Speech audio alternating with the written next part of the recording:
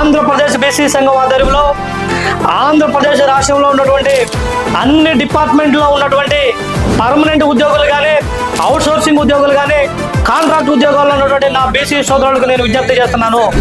BC ఉద్యోగులందరూ కూడా ఏకతాటి మీదకి రండి. బీసీ ఉద్యోగులకు ప్రమోషన్లో రిజర్వేషన్ లేక ఎక్కడ వేసిన గొంగలు అక్కడే మాదిరిగా మీరు ఏదైతే స్థానంలో జాయిన్ అవుతున్నారో అదే స్థానంలో రిటైర్డ్ అయ్యే పరిస్థితి అనేక సందర్భాల్లో అనేక డిపార్ట్మెంట్లో ఇవాళ పునరావృతం అవుతున్నటువంటి విషయాన్ని బీసీ ఉద్యోగులందరూ కూడా గమనించాలి. ఇవాళ ఈ రాష్ట్ర ప్రభుత్వానికి గుండెకాయ బీసీ ఉద్యోగులు. కాబట్టి బీసీ ఉద్యోగులు మీ బలాన్ని మీరు గుర్తెరగండి.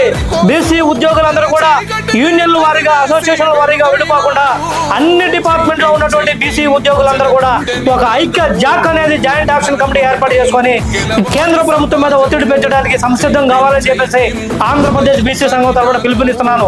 ఇవాళ ఆంధ్రప్రదేశ్ బీసీ సంఘం బీసీ ఉద్యోగులకు అండగా ఉంటుందని చెప్పేసి బీసీ హక్కులు పోరాడటంలో బీసీల హక్కులకు రాజీ లేని పోరాటం చేయడంలో ఆంధ్రప్రదేశ్ బీసీ సంఘం ముందుంటుందని చెప్పేసి తెలియజేస్తూ నా బీసీ ఉద్యోగ సోదరులందరూ కూడా ఏకతాటి మీదకు వచ్చి పార్లమెంటు దద్దరిల్లేలా బీసీ ఉద్యోగులు ప్రమోషన్లో రిజర్వేషన్లో సాధించుకుందామని చెప్పేసి నేను ఈ సందర్భంగా తెలియజేస్తున్నాను.